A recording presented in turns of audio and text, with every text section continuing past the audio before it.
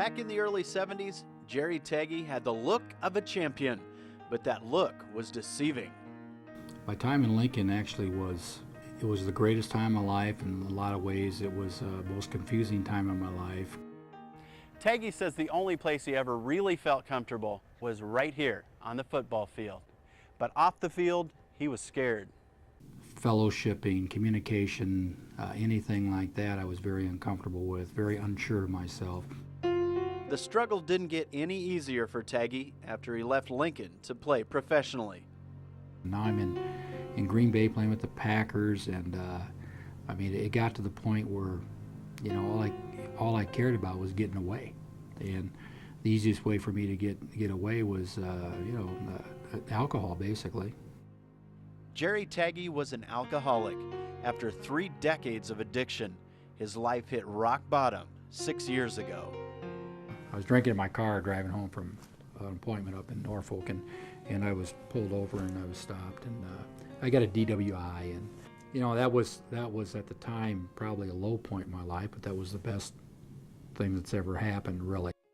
It really has drawn me closer to God, and has, you know, out of that I became born again. And my biggest fear was that my husband would be in an accident, kill himself, kill another family. I just felt I'm better off not being in this life. I don't like this life, and all those types of thoughts kind of enter your mind. But God came into my life. He came into my heart. Tagge continues to run his financial planning business, but now he spends much of his free time speaking to groups about his life. So the lives that he can touch, and perhaps the lives that he may be able to change, oh, greater than any touchstone could ever be. It's just been a wonderful journey, and it's the most wonderful thing that's ever happened to me. I'm Lance Schwartz, 1011 Sports.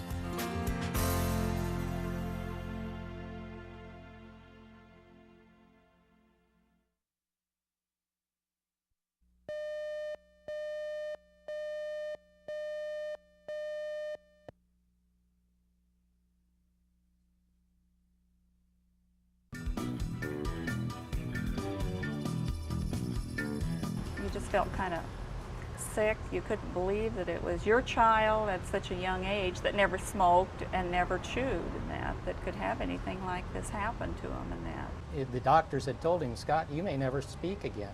You may never swallow again. So he taped a number of songs. He taped some messages to his children that just in case Dad would never speak again, that they would know what his voice sounded like. And of course, that really got to me as a dad, and thinking that there's his career as a pastor and now what's going to happen in the future. I had faith. I knew I was in the hands of a loving Savior. But my greatest fear was being silenced. The doctors had to remove a muscle to repair the area where they removed my tongue. And they used that abdominal muscle, and it's sewn down in my mouth. But that helps me project and swallow and be able to communicate. And I said to my speech therapist one day, you know, with my impediment, what if people can only understand about half of my sermon? And she responded, isn't that the way most sermons are anyhow? I complained to my doctor about having dry mouth, and he said, hey, it's better than being dead. And he put it in perspective, and I don't complain anymore, and I just thank God for every day.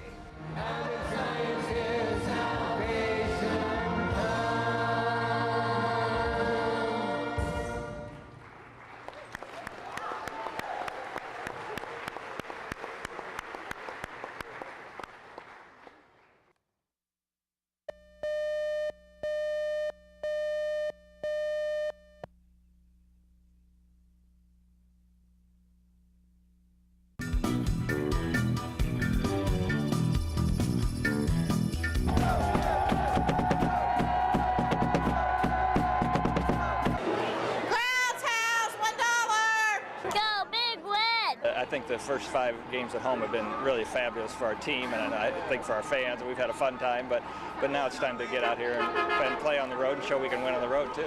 I want the Huskers to win. I'm pretty sure the black shirts are ready for whatever Baylor can put at them, and if Zach Taylor can keep throwing the ball and the receivers catching them, I'm pretty sure that it's going to be like a regular home game just on the road. How do you think the Huskers are going to do today? Well, all I have to say is the black bear is the only animal that doesn't stop mauling you when you play dead!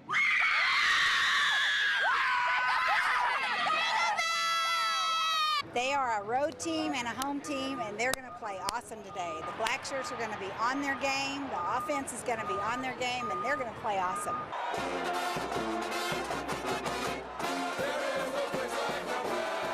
It was pretty different playing on the road today because we weren't at home. We had a lot of fans though. We felt like we were at home because we brought a lot of stuff, and our fans took up a lot of the stadium, so it felt real good.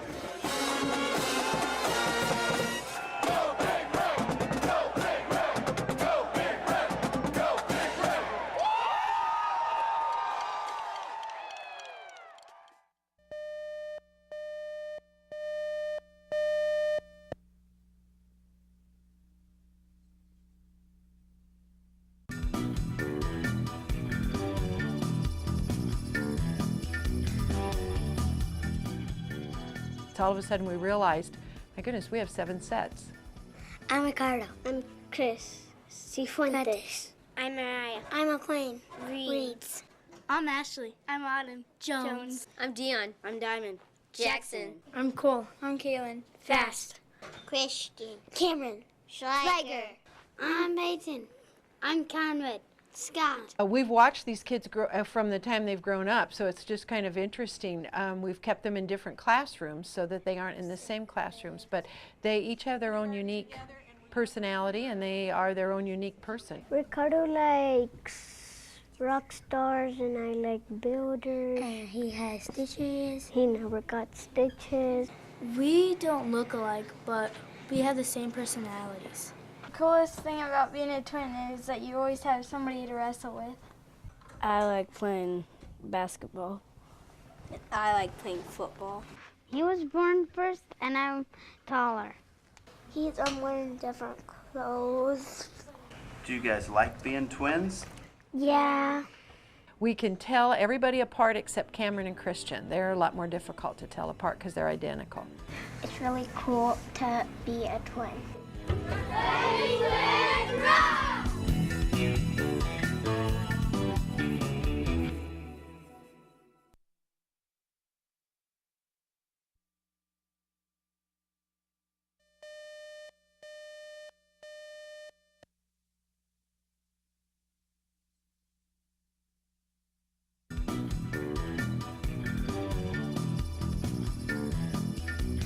Well, I guess when I started nursing school, one of the things I knew right off the bat was that I really wanted to be a flight nurse. Today we're going to have to worry about the wind chill out there. You can be here all day long and prepping and doing all the work that we need to do to get ready for a flight to ensure safety and that we're prepared for patients. And, you know, you feel pretty laid back and calm, and then the tones go off and you feel like you're going to throw up.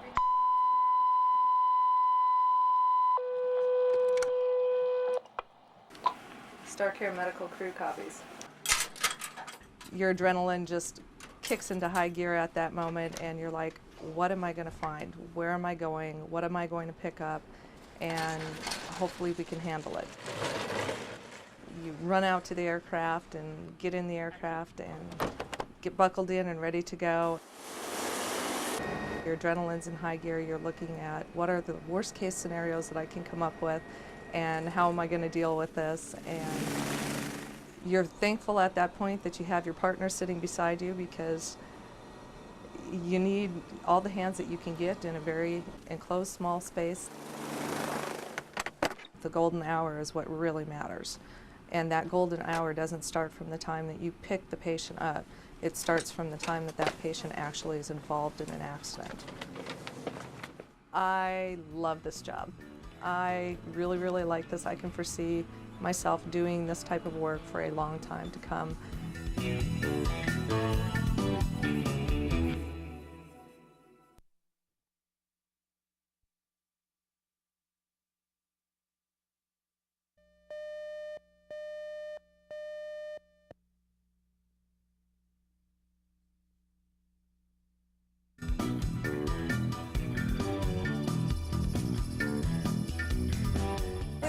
thankful that they're playing here at the Qwest Center, and we're glad to be part of this record.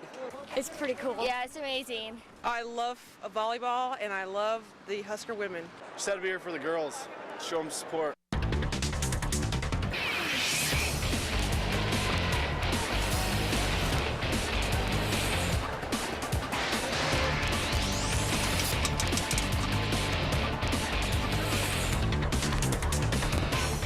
It's the Huskers. Why else? We love the Huskers. We love the Huskers, yeah. Well, it's history, so it's great to be here. I love volleyball. I play volleyball myself, and I like watching Nebraska.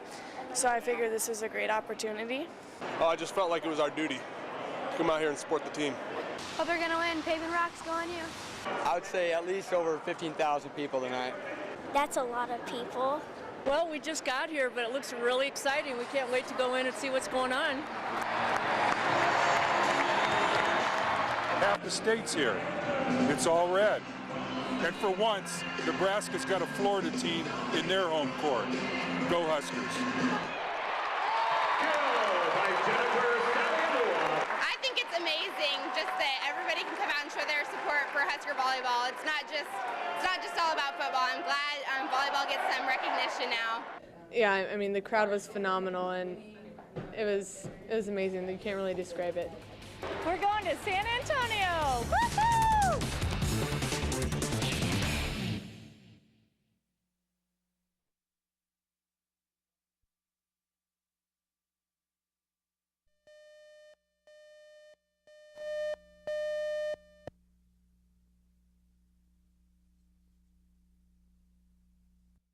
Hi, welcome to San Antonio.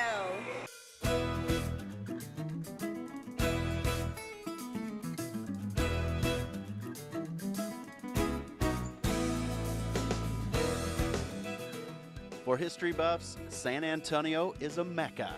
And when it comes to touring the city of San Antonio, at the top of everyone's list is the Alamo. It's very famous and it's historic. And a lot of good people died there for a great cause.